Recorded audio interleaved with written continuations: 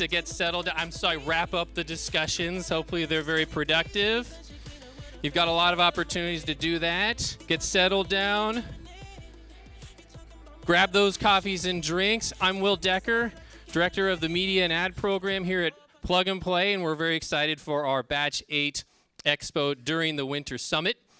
This is day number 1. And then again, if we get some room here, if the folks don't claim their spots in the next couple of minutes, we'll ask folks to move into the center and into the front. We love to get up and close personal to the stage as these startups and speakers come and get to do their thing, bring that excitement to Plug and Play. And it's very exciting to be here. We're kind of mixing things up for our expo today, and through a lot of new ideas. One thing I'm really excited about is we're going to have 2 speakers up front, 2 keynotes. I think they bring some exciting perspectives to the stage. Really fun about that. And then I asked the team too a little bit about what they wanted to change. They said, well, Will, as long as you just talk less, that'd be good. Oh, my team, I meant my family. My kids said that. That's right.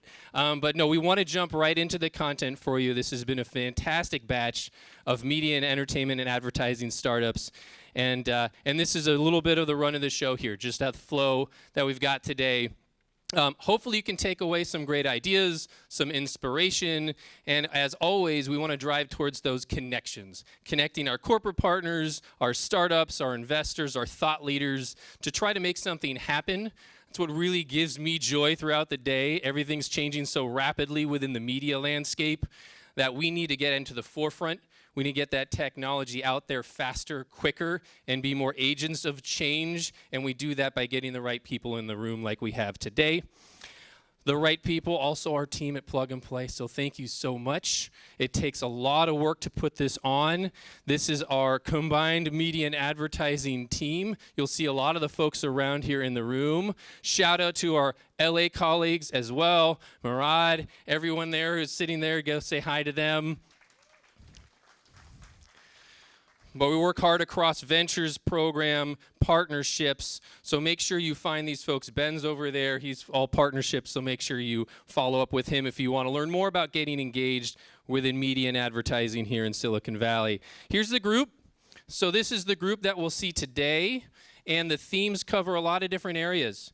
We've got everything from privacy and identity, massive theme, really impacting the way that we storytell, what we're able to do.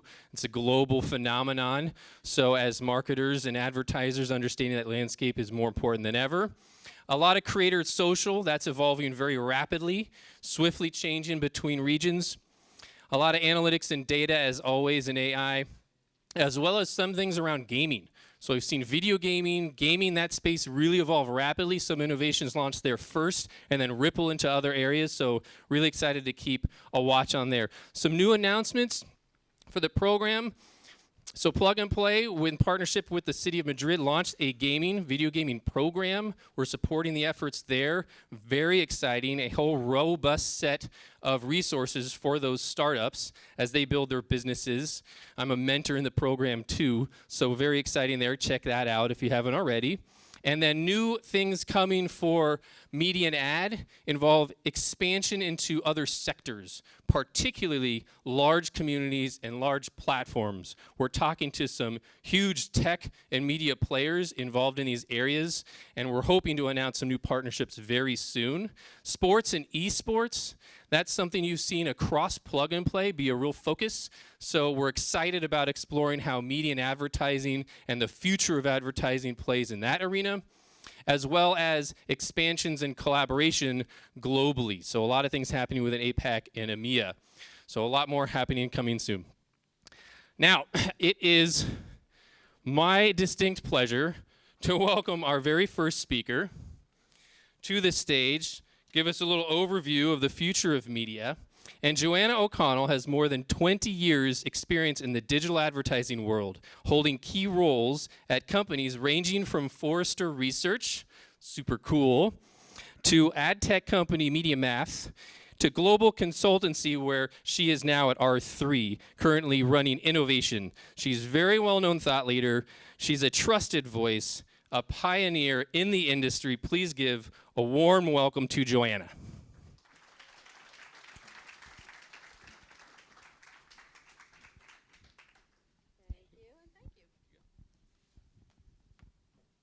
have to be careful when I get on stage because I have tripped before. I've also gotten my heel caught in stages before. So, welcome to being a woman. Thanks so much, Will. I appreciate the opportunity to be here. I'm going to talk about the future of media for a little while. And I want to set it up by saying, as Will said, I have a ton of experience in this world. I've been in digital advertising for more than 20 years. I've been in agencies. I built a research practice at a trade publication. I had 2 tours of duty at Forrester Research. I run innovation for R3, which is a big marketing consultancy. So I've seen a lot of change since I started in January of 2000, if you can believe it. But when the Plug and Play team asked me to come talk about this, I decided that I really wanted to try and dig a little bit deeper. So I'm not necessarily going to talk about things like how streaming TV is eating linear, or retail media, which is a really important trend, and actually which Bob is going to talk about next. Because those are things that are happening today, and they're meaningful for decisions that brands make today. I wanted to try and think about some big fundamental questions that I think are going to impact how media and advertising work over the next decade. So I'm going to try and do that in 10 to 15 minutes, hopefully wow you, make you think a little bit, perhaps scare you a little bit. I tend to be pretty good at that, and give you some good food for thought. All right. So we're going to start with one that I think we all feel as consumers, which is the way in which we want to interact with the world around us, the way in which we want to interact with brands is changing. Our expectations never get lower. They always get higher, if we're really honest with ourselves as consumers. And I'm just going to give you a couple live examples that I think illustrate how big a deal this is and what it means for media and advertising. So the first one is around this phenomenon called buy online, pick up in store, or BOPIS. I think we all know that the pandemic had a really material impact on a lot of ways in which consumers live their lives. But this one is a really interesting one, I think, in part because it demonstrates that consumers actually are comfortable shifting very seamlessly between physical and digital worlds. So it's not simply a question of the world moving toward digital transformation. It's a question of the world becoming more seamless across physical experiences and digital ones. And it's even more pronounced with younger consumers, with Gen Z. So overall, 22% of consumers as of 2022 were exhibiting this behavior when it came to grocery shopping. By 2023, for Gen Z, that was almost 30%. So almost 1 in 3 would say that they would buy online and pick up in store. I'll give you another example that I think is really interesting and good food for thought. Click, click. Okay, click. Okay, so this other one I think is almost more complicated to kind of wrap your head around. And that is that Gen Z is far likelier than their older peers to actually say that they will focus always on how a brand chooses to engage in social and political issues. That's a big deal. I mean, it's a significant number. Always focus, 42%, almost half. And I bring these just as examples, because we all know that consumers are changing. But I think what's important here is to think about what that means for brands that are spending their ad dollars. Because simply changing copy in a banner ad is not going to cut it. This is about making really material changes to how you think about things like infrastructure, distribution, pricing and packaging, business models, and yes, how you tell stories to consumers in your marketing and your advertising. Click. Come on, baby. Do you want it? There we go. Okay, I might start asking you guys to advance them if this is not behaving. Because the pregnant pauses aren't that fun for anybody. So the next one, this is a really buzzy catchphrase that everybody's talking about right now. Commerce everywhere. What the does that mean? What's important here is that we're talking about a world where consumers can buy any way they want, truly, any way they want. So think about the fact that social commerce continues to grow and grow and grow, and in countries like China is just the norm, right? Much more, I think, than it is here in the United States, but we're getting there. But maybe even more interestingly is when you pair that with what's happening in television. I wrote a post when I was at Forrester, I don't know, a year and a half ago or so, pointing out that Amazon launching shoppable advertising in streaming TV was the beginning of something really, really important, which is TV advertising becoming a shoppable medium. Because if anybody can make it happen, it's Amazon. And I think that this is coming true. Just think about it in your own, have you had this experience with streaming TV where you're getting ads now that allow you to simply click and buy? This is becoming more normal. I didn't do that. Go back. Thank you. Thanks, guys. This is becoming much more normal now.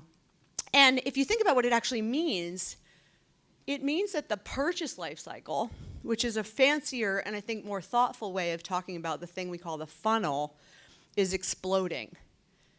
I see a cat toy on Instagram, I buy the cat toy within 5 seconds. The next day the cat toy is at my house and my cat is playing with the cat toy. That is not how the traditional purchase life cycle is supposed to work.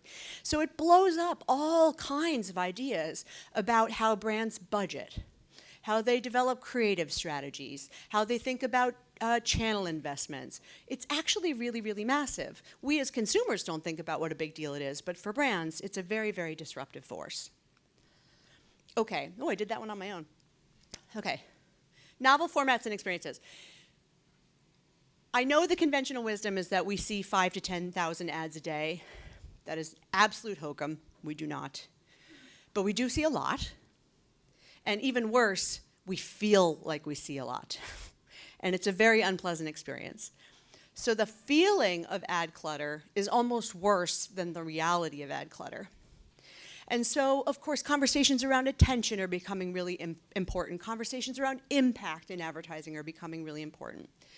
But what's also happening as we're having these debates is there's a ton of innovation in ad formats. Now, I swear to God, I will admit, I did not know that Rembrand is actually one of Plug and Play's hey, he made it. That's the founder of the company. I didn't know when I used this example that Rembrand was one of these guys' companies. So this is a very pure example. I happened to see a presentation from the Rembrand team a little while back. And what you're seeing here is an innovation in an ad format where literally this thing using artificial intelligence is being inserted into this video content. And then what happens is you get conversations like this going like, hey, this is pretty cool and subtle. It's way better than pre-rolls, right? So the point here is that we will continue to see innovation in ad formats because we have to innovate ad formats, because consumers' expectations and how they want to interact with brands is going to continue to change. And simply showing them banner ads is not good enough. Don't even get me started on made-for-advertising websites. It's terrible. But I will say this. It feels incredibly important to me that we not forget about some of the fundamentals about how consumers learn about brands. So I suspect that we will see, actually, a continued, if not growing, interest in trying to find ways to interact with consumers at mass scale.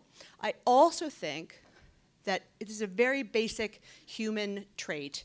We like to connect and we like to share experiences. So I think it's really important that we also hold on to the notion that there's value in creating big shared experiences. The Super Bowl is a very clear example. I will also say it's true. This is also basic human psychology, that consumers associate the brands that advertise in the Super Bowl with being more valuable brands because they can afford to advertise in the Super Bowl. So there's something really important about making sure that we have the balance of these things. And I'm sure somewhere Byron Sharp is smiling because I'm talking about mental and physical availability right now. This one is a really important one, and for me, very personal. The privacy and trust conversation that's happening in advertising is so much bigger than the third-party cookie. Who's waiting for Google to finally deprecate the third-party cookie? Who thinks they're not going to? They're going to. They have to. You know why? Because privacy and consumer trust are a global question. More than 70% of countries now have legislation around consumer privacy and data protection. That ain't nothing. Now, what's interesting here for me is that as brands are grappling with questions around compliance, which is appropriate, you need to be compliant with all of these laws and regulations, they're meeting the letter of the law.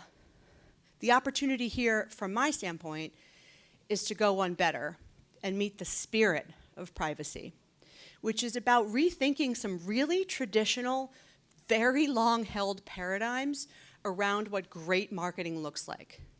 I'll give you a live example. We love to believe that individual addressability is the gold standard in advertising. I know it because I've been doing it for 20 plus years. We love to believe that personalization is best. I am here to tell you we have fucked it up very badly. The industry has created an environment where consumers feel intruded upon, disrespected, downright worried about how their data is being used and why they're seeing the ads that they're seeing. We have got to do better, and I would love for this to be the opportunity for brands to rise to the occasion and really show consumers what it means to be respectful in their engagements, to earn those relationships over time. Now, this sounds really heady, but this impacts everything. This impacts how you build audience targeting strategies, how you think about media targeting tactics, how you measure, how you build creative. So this has very real world impact on how brands need to behave. And by the way, if anybody wants to talk about that one, I can do it for 100 million billion hours because it's a really, really big deal. And I did a ton of research on it at Forrester. You know, I talked about the fact that, you know, we were doing a bad job. I talked about the fact that this was going to impact everything from audience targeting to identity solutions to DSPs. I'm getting really nerdy in the weeds here, but this is how deep I go on this stuff, so find me later. This one is something that I think we really need to start understanding is something that impacts every single one of us, certainly as consumers, but very much as participants in the advertising and media ecosystem, and that is the integrity and future of the news. So this is from Gallup. This is very depressing. Americans' trust in mass media from 1972 to 2022, it's pretty abysmal. It's going down and down and down. And you know what's going up? The percentage of people that have no trust in mass media. This has real implications for things like the future of journalism, the core tenets of how journalists operate, how news gets created. Along the same lines, relatedly, 50%, this is from Pew, 50% of US adults that use social media will say that they get their news sometimes or always from social media. I know. Did your head just explode? That's bananas, you guys. This is something that should be very concerning to all of us, just as citizens of this world. And certainly, from an advertising and media standpoint, we should be concerned as industry professionals because our ad dollars fund journalism and news.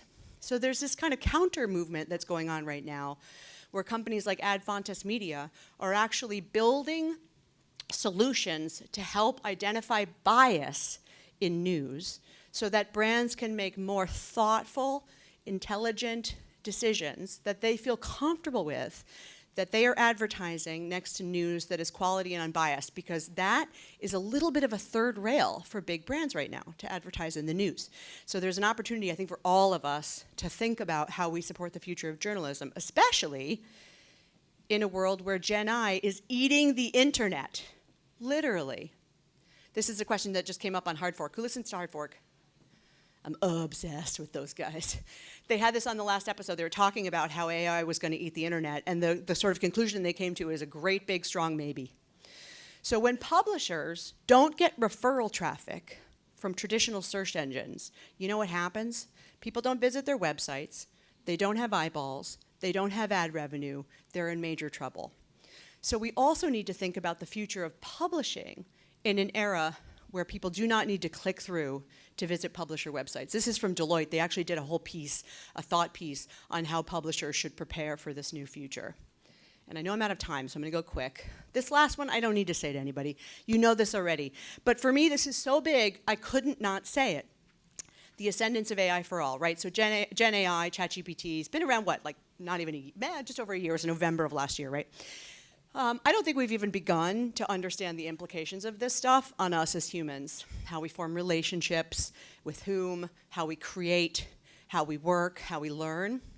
Just for fun, I will say, I actually for a long time resisted signing up for GPT-4 for the premium one, because I have really complicated feelings about ChatGPT when it comes to things like advertising, journalism, creativity, and creation. But I finally did, because I had to, duh. You know, it's the right thing to do. And so for fun, I actually gave it this prompt. I have to give a presentation on the future of media to a group of investors and advertising industry professionals. What are the most important trends in media and advertising that will shape the industry over the next 5 years? It gave me kind of a crappy answer, to be honest. But it also wasn't totally wrong. So it's fair to say that it's not necessarily very good right now at predicting the future, but it is becoming intrinsic to how humans live their lives. When you look at something like Sam Altman being fired and then rehired, we have to ask ourselves questions as industry professionals about what that means about the future development of these tools for us as an industry and also for us as humans. So has this been really depressing, or like, are you like, yay? Can't tell, quiet crowd. All right, so if I have to leave you with anything, this is what I would say. I was just at the ANA's Masters of Marketing conference, I don't know, maybe a month and a half ago. And there were a whole bunch of really interesting legacy brands there, brands that have been around forever, like Crayola or PepsiCo. It was really interesting. And what a lot of them talked about was where they came from, but that where they came from couldn't dictate where they went. And what was so interesting to me is that these were brands that were clearly working very hard to think beyond the immediate. They were focusing on the long term, and I know that Wall Street does not make it easy. I'm looking at you guys. But it's incredibly important, because gimmicks are not a substitute for good strategy, so it has to be about long-term thinking. And on that note, never stop investing in deeply understanding your prospects and customers. Every brand does that, I know that, but I'm saying really understand them. How do they feel about the data economy and the value exchange? How do they want to engage with you in advertising? What issues that they care about do they care about that you care about too, so that if you're going to talk in those ways, it's authentic? And finally, and this is something I had to learn at Forrester, because again, I spent 20 years thinking that things like addressability was a good thing, personalization was always a good thing. Get comfortable challenging your own conventional wisdom and do it all the time, because our mental models are shockingly strong. And the only way we can be prepared for this future is to knock on those mental models, shake off the dust, and make sure that they actually still hold. So I know I went a little bit over, but hopefully I gave you some good food for thought. I really am so appreciative of the Plug and Play team for having me here. Thank you, guys.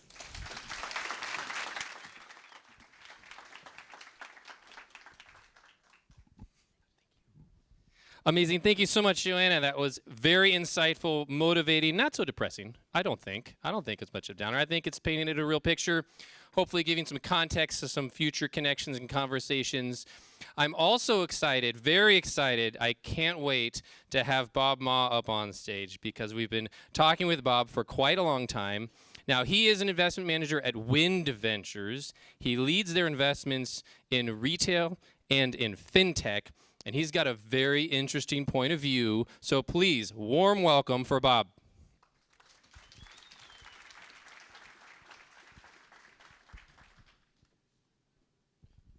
Thank you so much, Will. And it's a pleasure to be here today. Thank you so much for having me.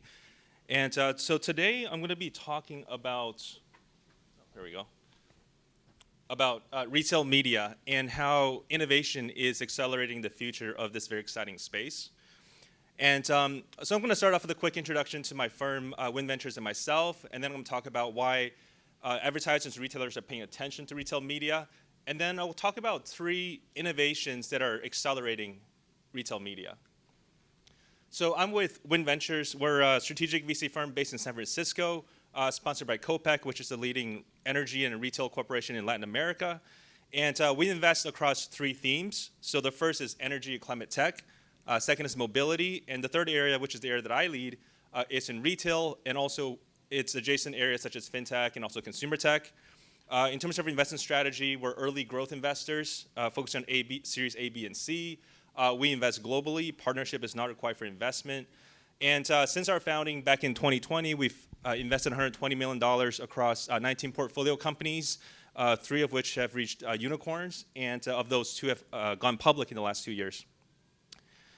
And a bit about my background. My experiences really span retail, media, and venture capital startups. So I got my career started at eBay on the corporate strategy team there. And a quick anecdote that was interesting is one of the first projects that I worked on there over a decade ago was retail media. And the question we were asking was whether it's even worth it for eBay to be in advertising, because this was such a nascent industry 10 years ago. And looking back, it's great to see how fast this sector has grown. And then from there, I moved to the media industry, joined a startup, Intel Media, which was backed by Intel, developing a direct-to-consumer streaming TV service called OnQ. And then before our product launch, we were acquired by Verizon. So I joined the Verizon team where I led strategy for the Go90 mobile television product, which was at the time, I think, one of the first mobile video services that's completely ad-supported. And from there, I transitioned to venture capital, first at a media entertainment investment firm called IDPartner, and then later as an early stage investor at Soma Capital, and my current role at Wind Ventures for the last 3.5 years. And so today I'm going to talk about why retailers and advertisers should pay attention to retail media. And starting first is that the US retail media market is a very large and fast-growing market, and that's why retailers are paying attention. So if you look on the chart on the left here, the top chart is comparing the US overall digital media market. It's growing about 11% CAGR over the next couple of years. And at the bottom chart, you're looking at the US retail media market, which is growing at 24% CAGR over the next couple of years. So it's a very big market at $45 billion in the US and growing quicker than the overall ad market. And as a result, retailers are paying attention to this, and they're capitalizing on this opportunity by launching their ad products through RMNs, or retail media networks, for those who aren't familiar, which allows them to sell ads on their platforms. And it's a huge market. If you look at Amazon, for instance, they generated $38 billion last year from advertising alone, which is more than the market capitalizations of 56% of companies on the S&P 500, and this is just from advertising in 1 year. And because of this big opportunity, we see retailers in the U.S., really paying attention to this and launching their own RMNs, from Walmart to Kroger to Target, et cetera. So why are retailers paying attention to this? It's because retail media works and advertisers love it. So retail media offers a couple of very distinct advantages to traditional forms of advertising. So I've highlighted 5 here. So for instance, the reach is very large. It's global. It's close to the point of purchase. So by serving an ad closer to the point of purchase, it's going to be more effective. There's robust data for ad targeting. And it's brand safe because you're not on a social media platform. And it's very good for attribution. And because of these distinct advantages, we actually see very strong returns on ad spend, ROAS, for retail media.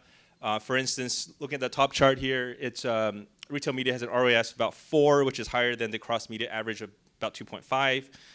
And if you ask advertisers about retail media, they express a lot of enthusiasm. So looking at the bottom chart, here's a McKinsey survey from about a year ago, and 80% of large advertisers are saying that retail media is a very important or extremely important segment. So now we've talked about why retail media is an important sector to focus on. I'm now going to talk a bit about how innovation is making this very exciting sector even better. And I'm going to talk about 3 examples. That's number 1, expanding the total addressable market for retail media. Number 2, improving the ROAS of this sector. And then third, how it's allowing advertisers to reach new audiences. So the first innovation example, which I'm very excited about, is ad-supported EV chargers. And this is creating a new retail media use case that's creating a win-win-win situation for advertisers, for retailers, as well as consumers. So the backdrop of this innovation is on the left here. You see the rapid adoption of EVs, both in the U.S. but also globally over the last 3 years. About that. So from 2018 to 2022, the number of EVs on the road in the U.S. has gone up over 3x, and this is expected to continue to grow through the end of the decade growing by 8x to the end of the decade. And with the proliferation of EVs on the road, obviously there's going to be a big jump up in number of chargers. And these chargers, what's interesting is you can actually run ads on them. So you see this photo in the middle, which is RL Labs built EV chargers ad supported. And RL Lab is one of our portfolio companies that I work with, and they're partnered with ChargePoint. So it really allows advertisers to reach customers at these EV charging stations. And it's really interesting because everyone wins in this model. For instance, for retailers and advertisers, it's a chance to reach affluent customers at the point of purchase. If you look at some of the stats, 40% of U.S. EV owners are considered high income, so those earning $100,000 per year or more. And then 25% of all public EV chargers in the U.S. are located at retailer parking lots. And if you go to an urban area like San Francisco, for instance, it's going to be even higher. And so this is going to drive significant foot traffic for retailers. And consumers love this product as well because they get subsidized EV charging, so really everyone wins. And finally, in terms of what's supporting the growth of this new technology, it's really twofold. Number one, an improvement in advertising tech to improve attribution through sensors, cameras, apps, et cetera. And then also through the growth of digital out-of-home advertising and media networks.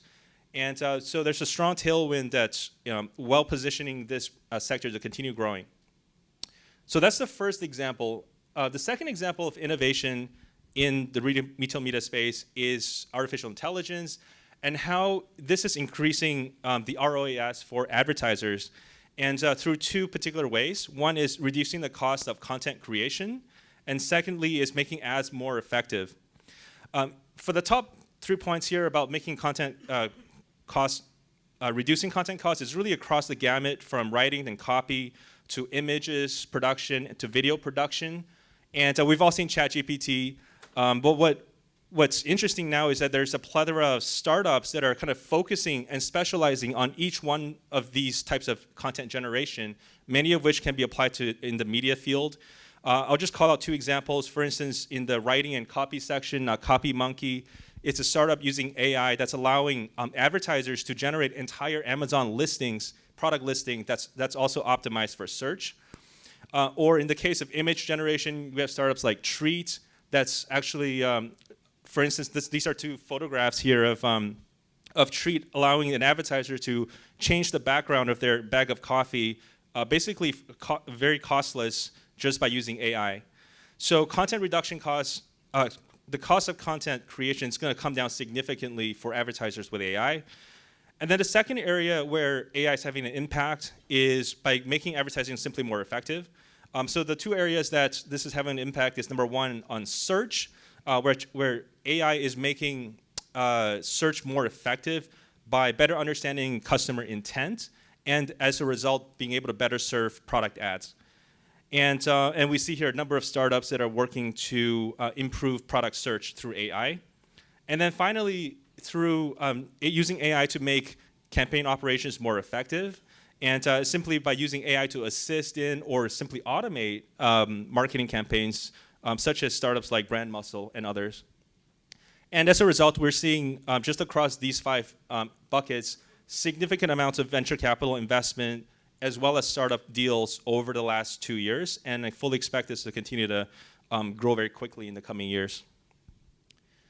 And then the third and final area I'll talk about in terms of innovation is how innovation is helping advertisers reach new audiences. And the example I'll use here is live stream commerce or live commerce. And this is an innovative retail media channel that's allowing advertisers to reach younger demographic groups. And so as someone who's been looking at social commerce for over a decade, what I particularly find interesting about this concept, this innovation, is that it uniquely combines all three main types of influencers into one platform. So by that I mean, when I look at social media, I think about three types of influencers. Number one is experts. So these are simply experts that are recommending products. Classic example here is Stitch Fix and the stylists that recommend clothing. The second type of influencer is community, which is basically using social proof from other users. An example here would be Etsy. And then third is algorithmic types of recommendations, and classic example here is Amazon. And traditionally, social commerce companies have focused on either one of these three influencer types. But with live stream shopping, it's really the first time where all three types are seamlessly integrated into the single user experience. So you can see here on the left the image, a screenshot of TikTok Shop, but it's really the same with Amazon Live, which is Amazon's version of this, and whatnot, startups like that, where there's an influencer selling a product, there's a chat box for users to interact with each other and as well with the influencer, and then also algorithmically driven product search and discovery on the platform. And this innovation has two very distinct benefits. The first is allowing advertisers to reach younger audiences. So if you look at the top chart here, breaking down the user age groups between TikTok and Amazon, you see that TikTok absolutely dominates in the under 24-year demographic group, with over 44% of users in that group, compared to only 12% for Amazon. And this is one of the reasons why Amazon is now getting into this space in the context of retail media. And the second distinct advantage of this is it simply works. It generates much higher sales conversions. So if you look at, for instance, a McKinsey study, they found that live stream commerce can generate up to 30% sales conversion compared to about 3% for traditional e-commerce. And because of this, we see significant venture capital and startup activity in this space, with venture capital really skyrocketing here since the start of the pandemic. And I fully expect this to continue to grow in the coming years. So yeah, so that's the third example of innovation. And so as a quick summary, today I've talked about first, why retail media is a large and fast-growing market opportunity for both retailers as well as advertisers. And second, I talked about three innovations that are making this sector even better, from expanding TAM through ad-supported EV charging to increasing ROAS through AI. And then third, reaching new audiences through live stream commerce. And so thank you so much for your time. And if you would like to reach out, our website is www.winventures.vc, or feel free to find me on LinkedIn or at this event. Thank you so much.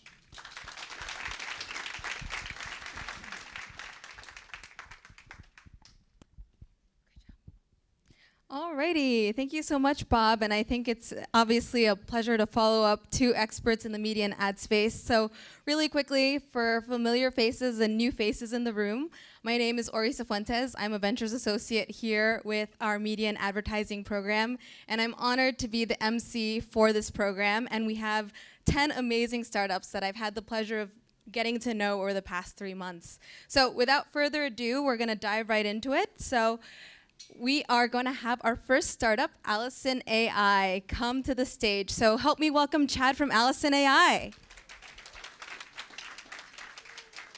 All right. Can you guys hear me all right?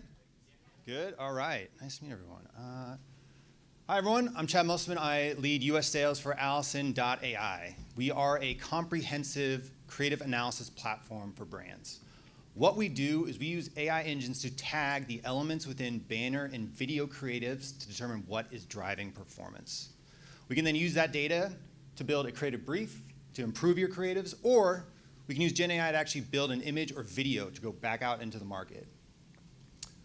A little bit about us. Our co-founders, Asaf and Kobe. This is actually Asaf's third startup after 2 successful exits. Kobe, our co-founder and CTO, was one of the original engineers at Waze. To date, we have analyzed over 20 million different videos and over 25 billion different features within those videos. We have our headquarters in Tel Aviv. We've got offices in New York, San Francisco, and Los Angeles. Our team is comprised of alumni from Yahoo, Monday.com, Nextdoor, Google, Waze, and more. So where do we see in the market? By 2027, video advertising is going to hit $100 billion in spend. And majority of brands are using video as their main creative. We see a lot of executives ask about how they can integrate AI into their technology to have it be a tool for them in the future. The biggest opportunity is that 50% of those media spend dollars are going to A/B testing A versus B versus C versus D, and so on. What Alison is doing is utilizing AI to determine the features within all of those creatives to build a better creative. So we're not using that A/B testing anymore. We're going to use AI to find out what works. And you know, with digital media, creative is very important in terms of what can drive engagement with the customer. So Alison brings it all together. First, we have the creative analysis, we've got competitive research, we have our insights, and then we also have the marketing brief that we can create all in one platform. And how many engines does it take? So we have over 15 different AI engines running at once. In a 30-second video, we can analyze over 25,000 different features. We're looking at the background, the imagery, the text, the colors, the characters, the voiceovers, the sound, everything. And we're continuously growing new AI engines with each vertical. So how do we do it? How do we bring it all together? First, it is that feature drill down. That's where we go in and have the AI engine tag all of the elements in the creatives to determine what is driving performance for their KPIs. Next, we'll provide a creative optimization recommendation. This is where our team will give the recommendation of what combination of elements will increase performance for the campaign. And then the last thing is our competitive analysis tool. So in the same way that we are tagging all of the brand's creatives, we're also tagging all of their competitors' creatives. So you can understand any competitive gaps and then build a roadmap for differentiation. And click. There we go. So you guys can see a list of the partners currently utilizing Alison's technology right now. The verticals range from retail, CPG, gaming, entertainment, continuously growing. And what we're seeing across all partners when they are utilizing Alison's recommendations for their creatives: a 3x return on ad spend, a 200% increase in CTR, and a 50% decrease in testing budgets. We're no longer utilizing A versus B versus C creative testing. We're using AI to tell us which elements in their creatives are driving performance. Wonderful. You guys can find me on the Umbrella app, or you can reach me here at chad@alison.ai, or learn more about us at alison.ai. I think we're good. Thank you. Oh my God, I have to introduce you. Oh, thank you so much, Chad. This was a great presentation. And fun fact, Chad actually won #1 startup pitch when we hosted our Commerce and AI event. So great to see him up on stage again. And so moving right along, we will actually have our next startup pitch. And so if we move to the next slide, we will have Omar go into detail about Rembrand. And you all got a preview about Rembrand in the presentation earlier today. So help me welcome Omar to the stage. There you go. Good morning, good afternoon. My name is Omar Tawakkol, and I'm the CEO of Rembrand. And we do in-scene advertising generated by AI. And first I want to tell you a little bit about my team, because we've been through this startup journey a few times. So a bunch of the folks here were with a company called Blue Kai. That's how I got to know Joanna. She's a real deal analyst in advertising, and it became the Oracle Data Cloud, and we ended up, generating about $500 million a year for the Oracle Data Cloud in data to power marketing. And then after that, we created an AI company together, got acquired in 2 years by Cisco, and we now have a new company called Rembrand. So let's talk to you about that. We're going to start out with a question. How many people in the audience, please raise your hand if you're going to go home tonight or this weekend and watch Netflix or HBO or Amazon Prime or some streaming service? Okay, a bunch of people. And raise your hands if you watch a YouTube video and the skip button comes up and you click the skip button. Great. Practically the whole room. And what's amazing about this is when we talk to marketing professionals, even marketing professionals who spend their day funding interruptive advertising, pay money to avoid interruptive advertising. Consumers just hate it. So we have been working on a more sustainable approach for the future, which is essentially advertising that engages without interruption. And we do this by fusing the brands into the content people love using AI. And let me just show you what that looks like in real videos. So what you're going to see here is videos created by creators just for their consumers. The new phone for a while, right? So yeah, Virgin Galactic rocket. It's already obviously Molly you couldn't ship that rocket for product placement. We did it virtually. Channel of those like consumers Finnish or Swedish people. Notice it. They pay attention. Yeah. As Joanna showed this example, consumers are loving it. No, it just does Shelby not. Church again here, just doing content, and there's a bubbly can. It's animated. You can see it.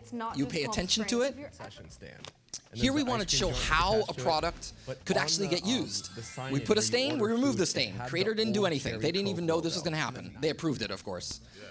You could do posters. Posters allow you to put subscription products. They allow you to put products that wouldn't be input with 3D. Finally sharing it. And again, we put Bubbly here, and we're experimenting with things like QR codes and shoppability. And what's happening here is week after week, these creators are coming back. It's passive income. We have some creators that when we launched our alpha in February, they have not missed any of their videos. They come in and they place them with us. How do we do this? We do this with something we call generative fusion because we're not generating something from, a large language model. We're fusing sometimes a 4K video with a 2D asset from a brand, and we're photorealistically fusing them. And in order to do this, we had to teach the laws of physics into the neural network so that you can do things like camera estimation, figure out what the depth should be, where are the planes, what are the shadows, what are the lighting, and how do we handle occlusion, movement of this virtual object that isn't even there around people's hands and hair. This is hard stuff. That's why we had to build this from the ground up, and it's called generative fusion. Consumers are engaging. We actually set a goal for this quarter to double the amount of positive brand comments in our videos. We've already exceeded that goal by mid-November, and we're only halfway through the quarter. So consumers are engaging, and this is an ad format. What ad formats have you seen where consumers engage? That's why we're attracting some of the largest brands that are starting to see value here. For example, what they're seeing is not only they get consumer engagements, 10 to 15% of the views come from people who pay YouTube to shut off advertising. So these are the most premium subset of YouTube. You're reaching the unreachable, and we've been able to prove with Kantar studies that you get unaided lift in brand awareness. And so that's why we are attending these, and of course we get way, way more attention, like 8x more attention, dollar for dollar, than if you had done a pre-roll or a mid-roll. That's bringing the creators back because passive income, they don't have to do anything for the brand. They just get paid on how many views, and we've done this on YouTube, TikTok, and LinkedIn. And so I have an offer. If there are any brands out here who want to see your product show up in an organic video in a way that's not skipped, that grabs attention, and you book an IO with us before the end of the year, we will throw in a brand study which is valued about $30,000 to $40,000. I'm Omar at Rembrand. Thank you for your time. Please do reach out.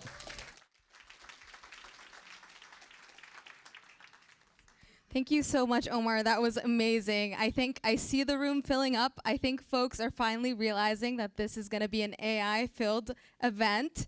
But moving right along, we actually have another founder who's going to talk to us a little bit more about the not-so-fun stuff of AI, which is the privacy aspect and the quality aspect. So to tell us more, help me welcome Alex to the stage.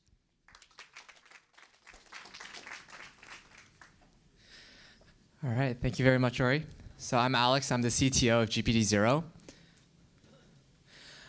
So we'll do a little quick intro here. So we're the leading platform for detecting AI-generated text. We enable businesses to differentiate their brand by enabling them to validate and improve the authenticity of their content. So we are used by over 2.5 million users and 100 different enterprise clients and partners in marketing, advertising, SaaS, and ed tech. I think we recently crossed over 100 million documents scanned. So when we came together, myself and Edward, we did our stints at the BBC, Bellingcat, Facebook, and Uber. Then we built one of the world's only dedicated teams to detecting AI-generated text from top institutions. Lately, we raised $3.5 million from the Altman brothers, the CEOs of Routers, New York Times, CNN, as well as early backers of Facebook and Airbnb. So, how did we get here? November 30th, 2022, ChatGPT grew like no product had before. And while it improved the productivity of businesses, and that's what you see here today, the amazing startups that are working on media and advertising, it also helped to exponentially increase the capabilities of bad actors. So now we have AI writing fake financial news, reviews, even peer-reviewed research, and together with NewsGuard, we discovered over 400 AI-generated news farms being used to farm advertising dollars. So you might be asking, well, maybe we just regulate the LLM providers, have OpenAI provide a watermark, and we'll all be fine. And well, that's what we thought initially. We now know that it's no longer possible. With many of the LLM providers putting their models out in the open, going to places like 4chan even, and falling in the hands of bad actors, we know that the question we're asking is no longer how do we stop the progress of AI, but how do we protect businesses in the new age of AI? So our answer to this is GPTZero. We created the leading platform for AI detection for everyone. So we have the best-in-class AI models and web platform for any team size. In addition, we offer an API for people who need enterprise-scale solutions. In addition to our AI detection, we've also developed new layers of verification. In addition, here you can see writing being constructed through right in front of your eyes as a proof of work. Countless writers now use this to verify the authenticity of their work. But in addition, we also believe in using AI to make people more productive. That's why we developed writing feedback that enables you to get better content for your SEO without losing your voice. So how can we help you? First, we know that Google does not like spammy AI-generated content. But in a world where we're outsourcing our content to third parties, we need to have a fast and efficient check to make sure that that content is going to rank well. We know fake reviews have been a problem for a long time. And now the amount of AI-generated fake reviews have doubled recently. Major brands are making headlines, and not in a good way, because they allow AI-generated reviews to promote spammy products on their platform. We know that investors are also dealing with the consequences of fake users. And lastly, I'm sure many of you are creating your own AI models. We know that the labels that are coming from third parties are no longer completely human. Actually, many labelers are using AI and creating data that's poisoning models. We work with one of Silicon Valley's largest data labelers to make sure that their clients only get high-quality data so they can train state-of-the-art large language models. Thank you for listening, and hope to see you later. Thank you so much, Alex. I think that was a super refreshing reality check about the real opportunity and risks that AI can pose. But that being said, if some of you have been with us since the morning, you know typically we only allow one founder on stage. For a media and ad, we move mountains. And that's why we have a dynamic duo, Harsha and Ganesh, who will be taking the stage to tell us more about Moonshine. Let's give it up for both of these guys.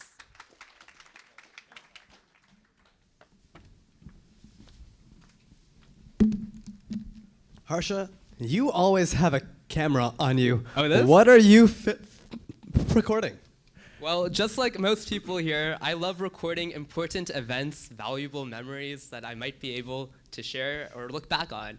Things like my sister graduating, or my dog finally learning how to fetch, or even being with all of you guys today and presenting. Say hi, Ganesh. What's up, Harsha? But Harsha, what's the disconnect between like filming content and actually making content to share?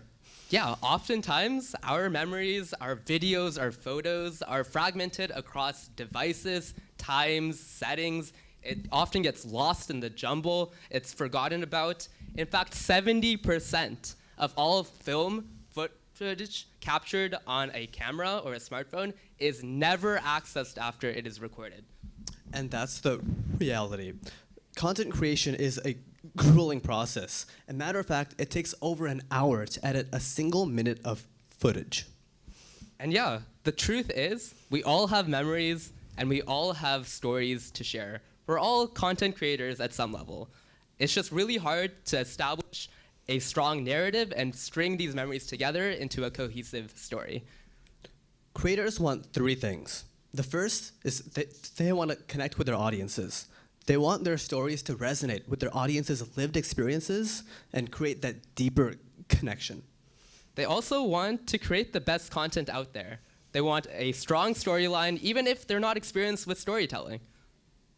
And finally, they want to grow their following and reach wider audiences day after day.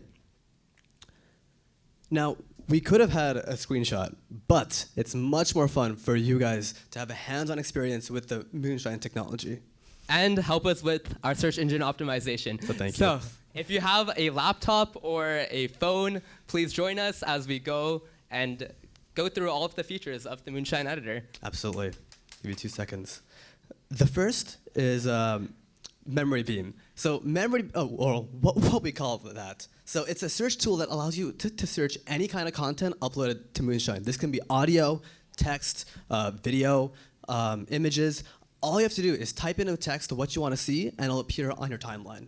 So for example, I could start off my video with like the scene of Harsha with a camera. And my favorite feature is something we like to call I Told You So. It empowers everyone to become a better storyteller by actually suggesting the next clip to add in your video based on the clips in your library and based on your timeline. So it learns your preferences for how you edit videos, and it can suggest clips to make you a more precise and time-efficient video editor. Finally, we have Imagine. Imagine gives you the content you never even recorded. So what it allows you to ask, describe a scene that you don't even have, and we will generate that scene based on the characters, the location, and everything else you've already made inside your video. All you have to do is type what you want, and you can replace lost footage or things that haven't even been recorded. Thank you so much for listening, and we love talking about our product. Investors, if you want to talk more, please come find us. If you're a business, we just opened all of our back-end APIs that power the editor, and we're experimenting in beta with a couple of third parties now. So if you do have marketing teams or data analysis teams that handle a lot of visual data, like search, tracking, and so much more, come talk to us and see how we can optimize your teams. And finally, if you're a nerd who likes creativity and ML, come find us. Thank you. Thank you so much. Thank you both so much. I think it's always a pleasure to learn about the future of content. And I love what they mentioned. Everyone here is a content creator. I saw some folks take out their phones, take a picture. So you all were making content, so feel free to put it on Twitter and we can go from there. Moving right along, some of you who were in our FinTech session might recognize Rod, but he's going to actually add the media and ad spin for the pitch today. So let's give it up for Rod, who's going to be telling us more about IDPartner. Thank you.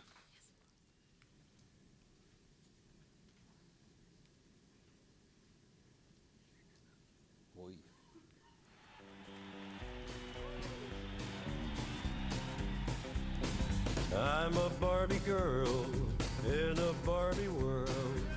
That sounds just like Johnny Cash. And the face swaps look real. Problem is, AI gives superpowers to bad guys. How are businesses supposed to tell the difference? How are they supposed to detect the bots? The answer? Empower humans to prove their identity online. IDPartner does this with a single sign-on that lets you access everything. It's a magic patent-pending button that remembers your favorite financial institution. You go to a site, you log in through that site, you pick your bank verifies you, and you're in. Trusted and verified. The next time you come back, the bank is there to verify you again. If you go anywhere else on our network, your bank is there to protect you and safely verify you. This is a human. And doing this drops fraud from about 3% that Visa sees today down to almost nothing. Why are banks better at ID than anyone else? They have better KYC and better authentication. The KYC is good because governments want to get paid their taxes. So they impose a huge burden of compliance on banks. They have an army of regulators making sure that it's enforced. And Banks complement this with bank-grade authentication to make sure your money isn't stolen. So they don't look at just what the device tells them. They look at dozens of aspects, including your income and spending.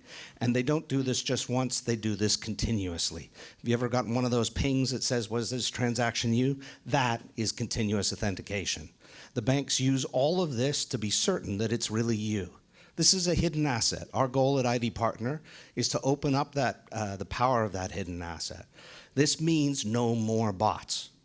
This is our collective response to AI, empowering humans to prove they're not a bot. This is how we reduce the fraud, and businesses will pay to verify their customers, either at sign up or at checkout. We have a 50% take rate as a business. It's a $267 billion TAM. The implications, those hidden assets at banks are worth billions. Our team, I'm Rod. I was global head of identity at Santander. Before that, co-founder of NPM, now part of Microsoft.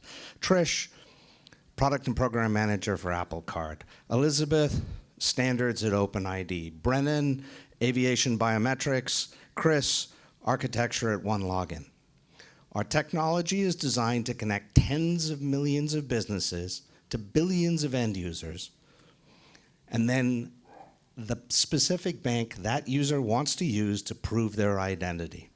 This magic button can be placed anywhere that you need to verify that the content creator or the user is real. We empower the banks to deliver this with a trust platform. So far, we've connected to 8,000 in the US and the UK. People are using us for employment verification, for protecting kids from dangerous content online. We're setting up a mobile POC.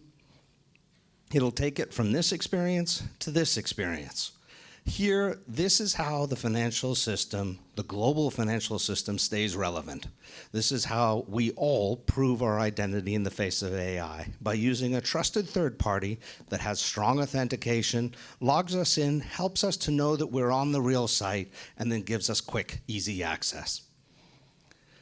It's used for things like human-only pre-sales to make sure the bots don't buy all the Taylor Swift tickets. Verified e-signature. Verified video conferencing, verifying age, and of course, reducing fraud. This is the future of identity. Your identity is your property. It should be managed for you and protected for you by your bank. One more thing, we're in Silicon Valley, we have to say that. We're building out an AI security signal to help everybody in our ecosystem better trust each other. That'll take our continuous authentication from this up to this. Identity is the Higgs boson of digital commerce. If we solve it, we can bring trust to the internet. Ask yourself, are you a trust builder? If you are, please join us. Join us in our POC. Help us to reinvent the internet in a way where people can trust each other. This is how to get in touch. Thank you very much.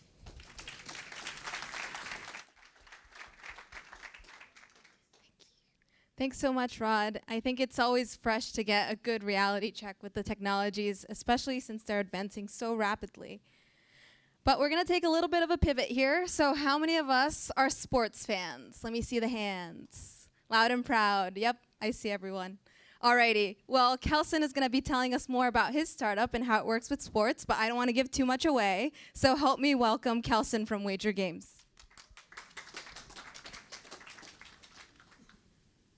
I didn't see enough sports fans. I definitely think there's more of them. I only saw a couple hands, but. Hi everyone, my name's Kelson. I'm one of the founders here at Wager Games. Been a long-time sports fan, long-time sports bettor, and I don't know if many of you guys know, but about 5 years ago, the US legalized sports betting nationally, and there's been a wave. And I've been in the Valley for a long time, knew it was my time that I had to go build something that I was super passionate about. And so today we're gonna talk about the future format of sports betting. Play a game really quick. How much time do people spend consuming video content per day? You can shout it out. 4, an hour. Okay, that was good. 5 hours and 13 minutes, people consume video. TV content per day. And so our love for video is just really changing how we do everything, right? Bob talked about changing how we do commerce.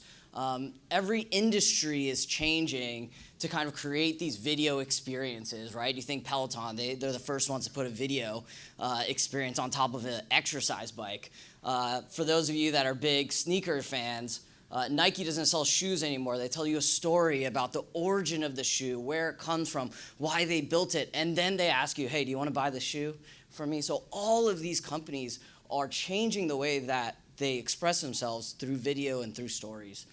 And sports betting, unfortunately, still looks like this. We haven't even upgraded to photo. We've only upgraded, we're still in this wall of text experience. And what our company does is a B2B plugin that revolutionizes the experience. It changes it to a social commerce experience. You have creators telling you what sports bets they like. You can join their live stream, and as you're watching the game, they recommend bets that they like, and you can join in. And it really changes it from this experience on the left, which no one wants to use, to this experience that you get to interact with creators and have this social commerce experience. Our clients, they love us for 3 reasons. Number one, this is how penetrated the sports betting market is. Only 6 million people are active sports bettors in the US.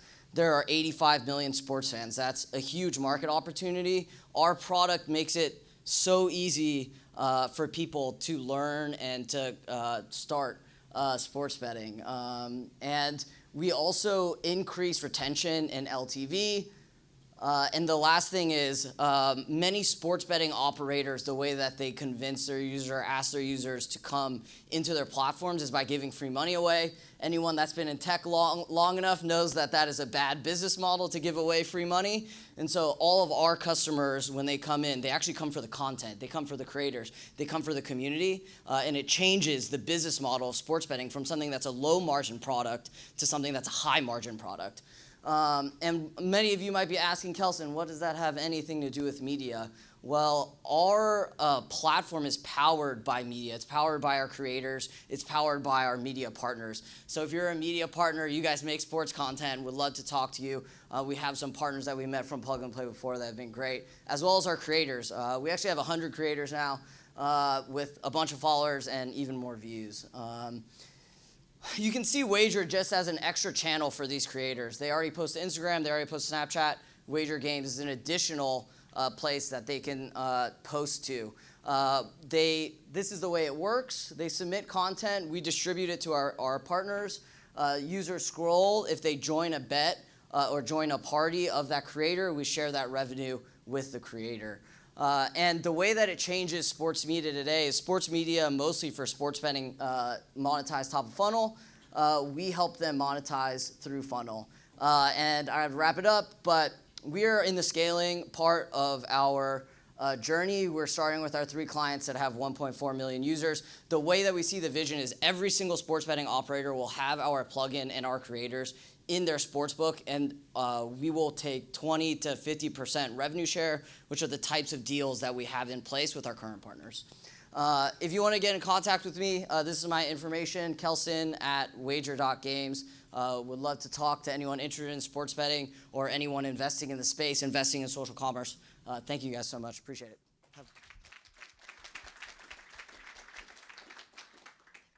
Thank you so much, Kelson. I think it's always refreshing to see how the future of social is evolving. And then you can say, Plug and Play introduced it to me first. Alrighty, so we're moving right along. I think as we talked about, the future of media is changing, so video, photo, text. That being said, we have Isaac here to tell us more about Shuffl, so help me welcome Isaac to the stage.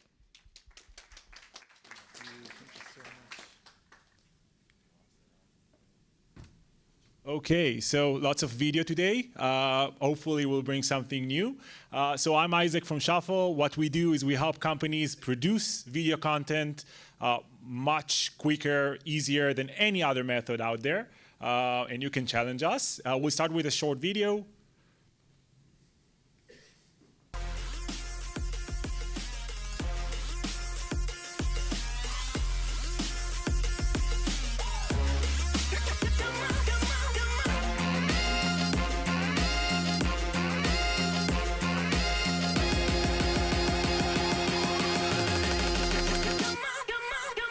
Shuffl is an AI-driven video creation That's a studio that handsome helps guy. businesses create incredible videos as if they had a full production team, but without any of the headaches. Shuffl generates your script, art, and storyline so you can go from zero to fully produced videos in minutes.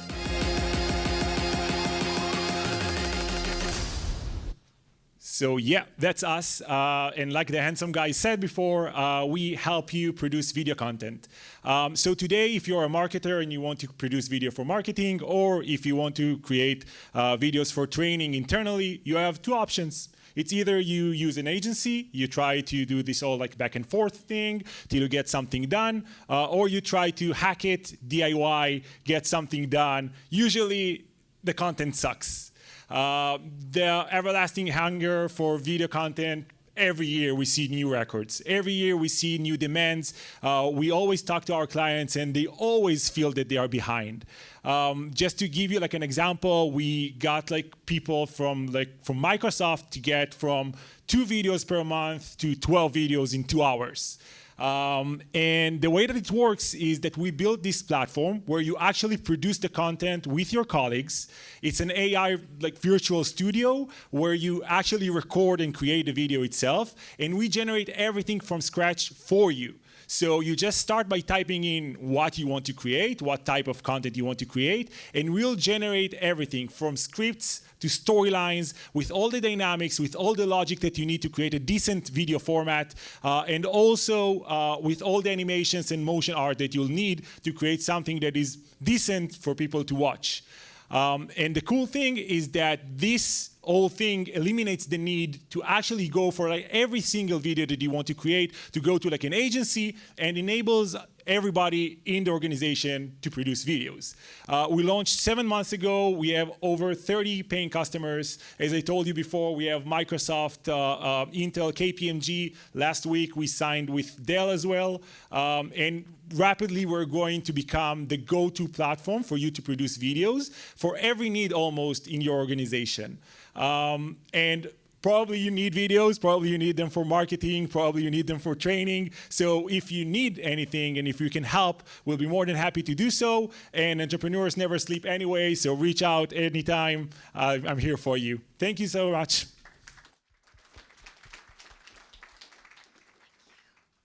Amazing. Thank you so much, Isaac. I thought that was really witty to include a video for a video startup. And of course, we're going to move right along. So we have Manav here telling us more about Insyt Labs. So please help me welcome Manav to the stage.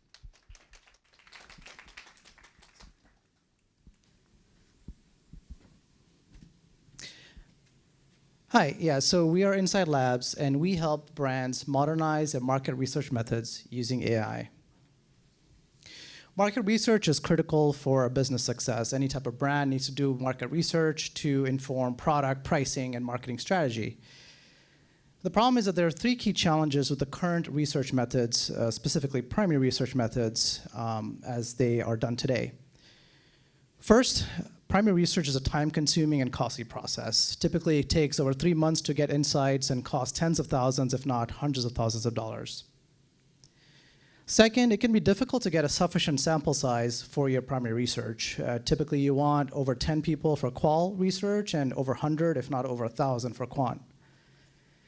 And finally, even after you spend all this time and money and finding the right audience to talk to, you only have so much time to have a conversation with them, typically 60 minutes for an interview and less than 20 minutes for a survey. So what's the alternative? Is there a better way to do this kind of research? Well, what if you could conduct research with any persona at any time of day or night, ask any number of questions on any topic, and have results in a matter of minutes? With Insyt Labs, now you can. We create synthetic personas that you can use to simulate market research with. We create these personas using public data, private data sets within your enterprise, as well as first and third-party data. Once these personas are created, you can interact with them, you can chat with them, you can interview them, you can do surveys with them. Let us show you a quick demo of how you can start gathering consumer insights in a matter of minutes. The first thing you do is create a persona that you're interested in. In this demo, we're showing a video game enthusiast persona. This form that you're filling out can be customized for your needs. And you only need to fill out the fields that are kind of relevant for your persona. So that's the first step. After you've created the persona, then, as I mentioned earlier, you can either chat with it, interview it, or survey it. In this demo video, we're going to show a survey workflow. So once you've decided you want to do a survey, you basically give us a research objective. This is similar to what you would do in a research brief. This can be as simple as one sentence or of multiple paragraphs. Once you've provided the research objective, we will generate the questions for you that you can then review. You can edit, delete the questions you don't like. You can add your own questions. And then you hit run survey, and that's it. You'll start seeing results in a matter of minutes, typically less than a minute. So what can you do with our platform? What are the kind of the use cases you can use it for? There's many use cases, but we'll highlight just 3 compelling ones, in our opinion. First is uncovering deep insights about your customers. Customers, they may be hard for you to find to talk to, either because they're difficult to find, or because you don't have the time or budget, or because maybe the questions themselves are very personal or uncomfortable to answer for humans. Second, you can use the synthetic personas to collaborate with them to actually brainstorm ideas for new products, for new features, for new product positioning, for new marketing campaigns.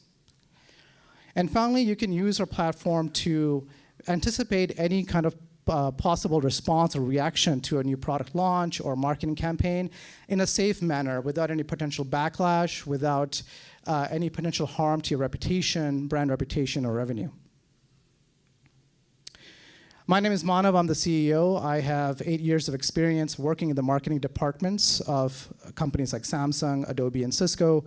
My co-founder, Balaji, has over 10 years of experience building machine learning and AI applications at companies like Google and KLA. We're both here. We're looking for pilot customers as well as investors. So if you're excited about what we're building, please come and talk to us. We'll be here during the networking reception afterwards as well. Thank you for your time and attention.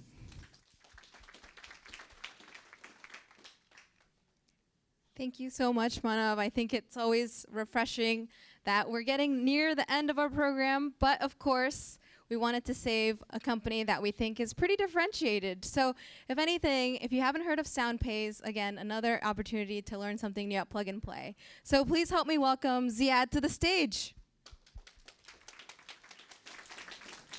Thank you, Ari. Well, I got some big shoes to fill here. Good afternoon, everyone, and thank you for the PNPTC team for giving us the chance here to be up here and present in front of you guys and show you guys our solution to discover who we are and how we do at SoundPay. My name is Ziad Fugali. I'm one of the partners. I have my other partner, Peter here, and then also as well, Doug. We are a data encoding company. We basically translate your data, and we create that the sound codes and sound waves at a certain frequency that will enable the ultrasonic aspect of things. How do we do that? We basically are an SDK that sits in a second or third-party mobile app. With that SDK, it allows the microphone to open up the phone to open up the mic on it and allow it to listen to that ultrasonic. Ultrasonic is a frequency between 18 and 22 kilohertz. For everyone that doesn't know, 18, 22 kilohertz is beyond what the human ear can hear. So it makes it inaudible. So the human ear can hear up to 16 to 17 kilohertz. So what happens is once we do the engagement, and then your SDK being on the mobile app itself, it allows you to engage like magic. And the magic there is by pressing the button that is in a second or third party app that probably clicks and says discover, and allows you to connect directly with that advertisement. We've noticed through advertisers and marketers that there's a lot of issues in regards to missing out on mobile options and money from those things. So what we did is we believe the issues can be obviously taken away, but the third-party data that we provide from collecting through our technology. We are in the sports venues at games. We can turn, by the click of a button, you can turn a play by a player into merchandise purchase. At a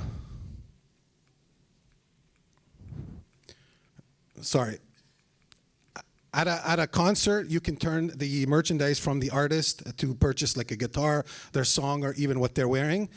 And especially in a mall, our niche as well as in retail and mall, as you're walking by, what we call purchase now, buy, see now, buy now, purchasing in the moment. We can turn any advertisement and any signage, as you'll see here, into actual see now, buy now by clicking a button that's on the app, on the secondary app, that will allow you to engage these purchases and these items and purchase them right on the spot. And our technology is patented with 2 patents here in North America and in China as well. We have a 3rd one coming through as we speak. So the market indicators are showing very positive numbers in regards to what we do and how we do things. And this basically pushes us to make our technology even better. One of our biggest things and who we are as founders, myself, Peter, Doug, and Steve, we come from a background of many different startups, and we allow ourselves to go through a full cycle with an exit and then be able to go through IPOs. You'll be able to get to know us a little bit more. We're here at the demo on the 2nd floor at the demo tables. As many of you guys are here probably, if you're a big sports fan, one of our advisors, our partners, and investors, DK Metcalf of the Seattle Seahawks. He's opened up a lot of doors for us in the sports world. We've got major brands coming in because of him and because of all the other advisors on our board. Steve Kettleman is an ex-Omnicom executive. Jeff Lucas worked with Yahoo and major top 500 Fortune companies. Joe Chadi is the MLB CTO and the president of Tickets.com. Jeff Miranda has worked with many big sports teams and the CEO of ALSD. Our revenue opportunities come from campaigns, from pilots, and from license. Once we have the campaign and the pilot, we'd like to turn it into a license, which we would love to have a rev share out of. What is our plan? Our plan is to push our product to enhance it and on a day-to-day basis.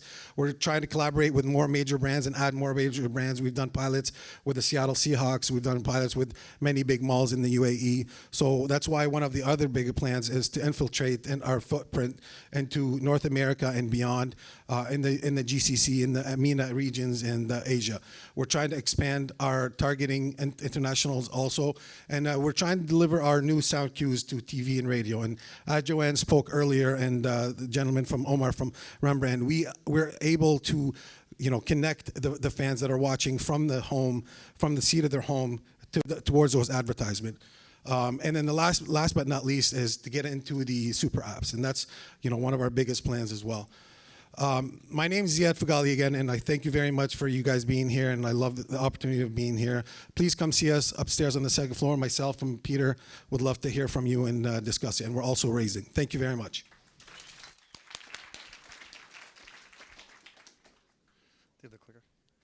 All right, thank you so much, everybody. Hello, hello, hello. Wow, it's bright. My name is Ben Brand. I lead corporate partnerships here. And I'd like to introduce in a minute a very special new partner to media and ads at Plug and Play. As I clicked on accident, Suntory. So I have a little promo video to show you guys.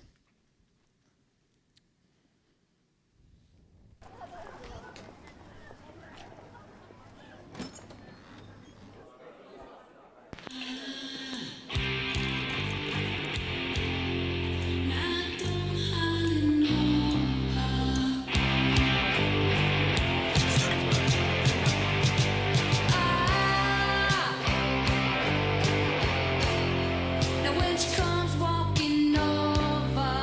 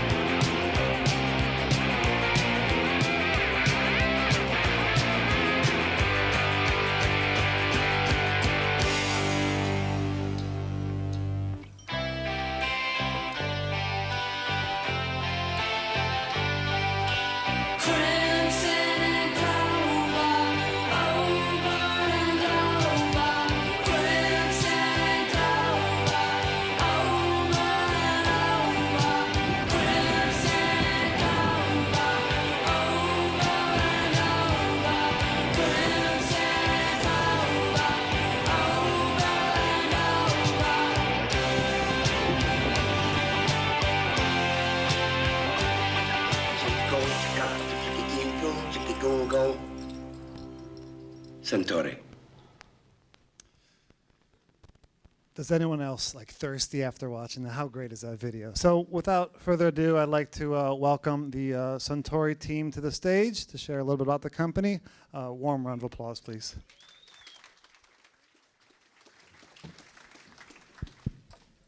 Hi, everyone.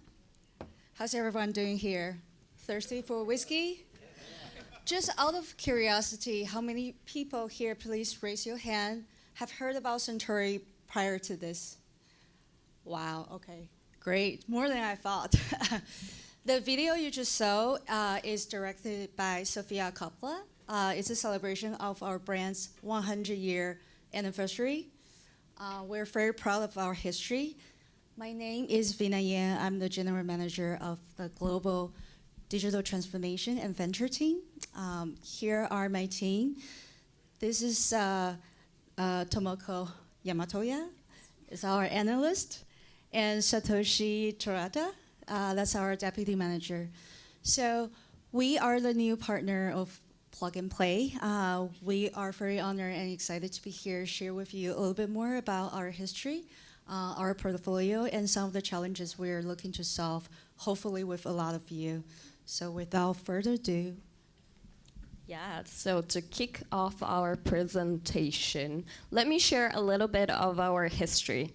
So the journey of Suntory started in 1889. And the founder, Shinjiro Tori, had this pioneer spirits. And this is not a joke, if you're wondering. He had this vision that paved the way for Western liquors in Japan. And he started the production and sales of wine. We actually started with wine. And his ambition to create Western style of liquors to suit Japanese palate had only amplified since then. And in 1923, Yamazaki Distillery, Japan's first malt whiskey distillery, was constructed and started its operation. And in 1929, Japan's first whiskey, which is called Suntory whiskey, was launched.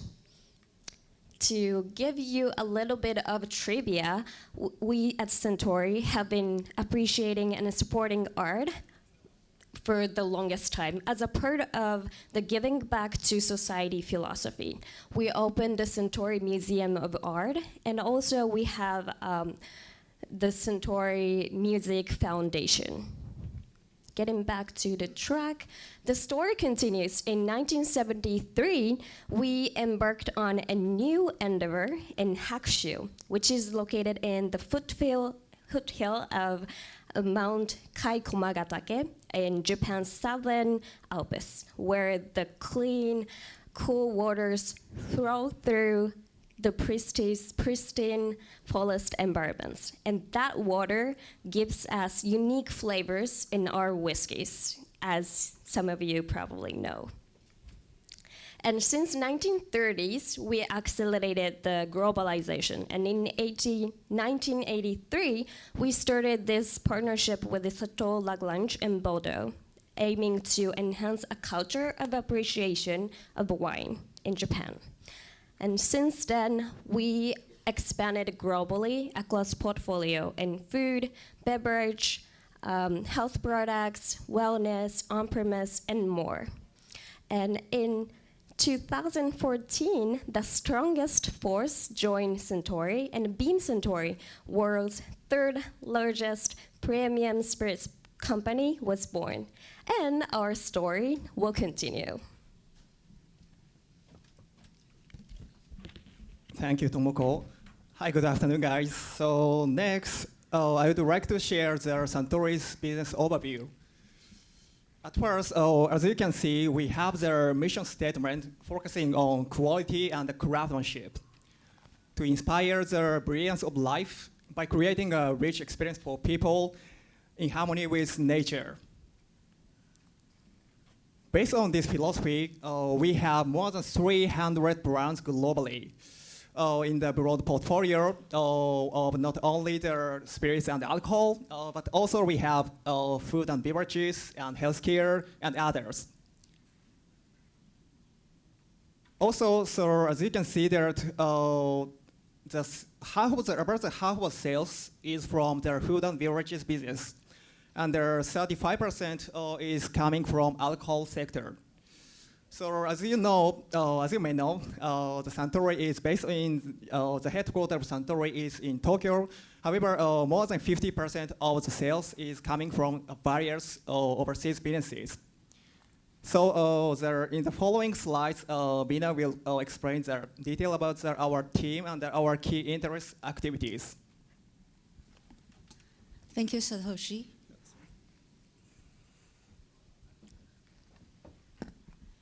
So unlike our brand history over 100 years, this team literally just established this year.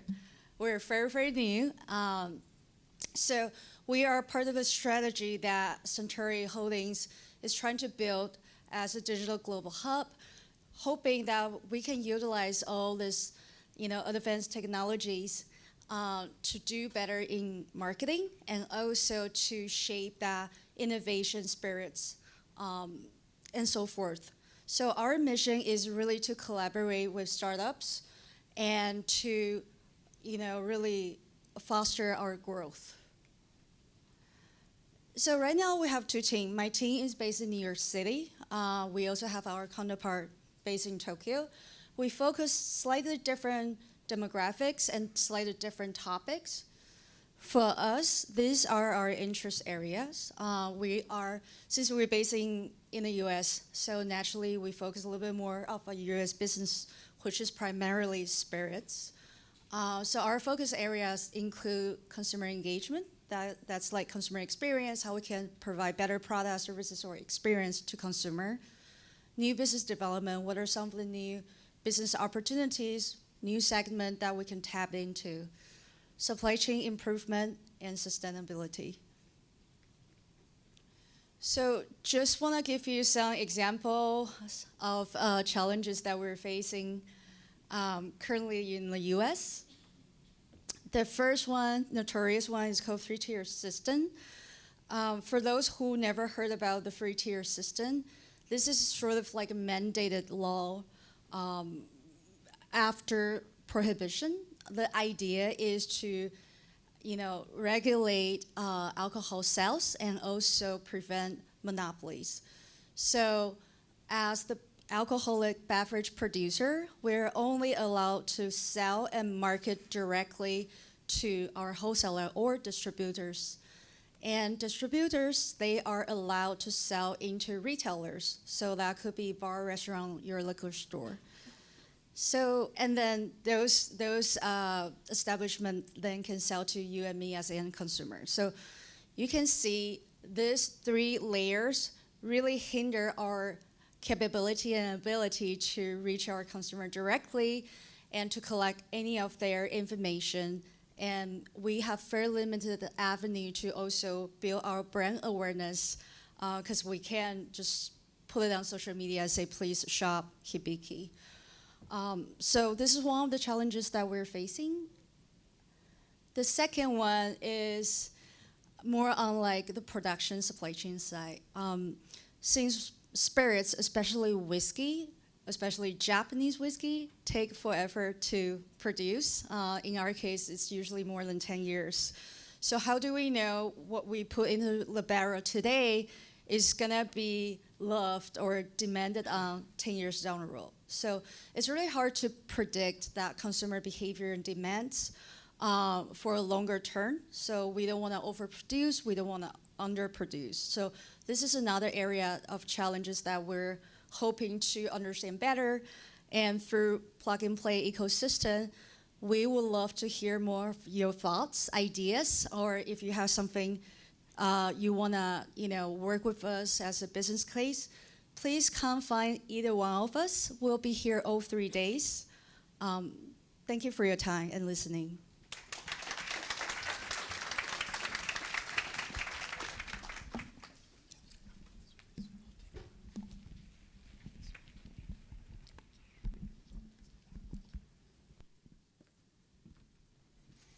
Fantastic. Thank you, Suntory. A lot of great, exciting announcements.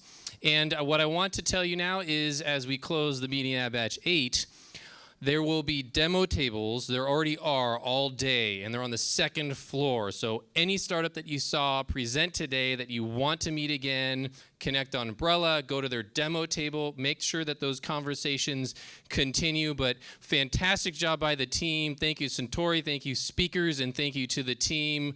That is a wrap for Media and Ad Batch 8.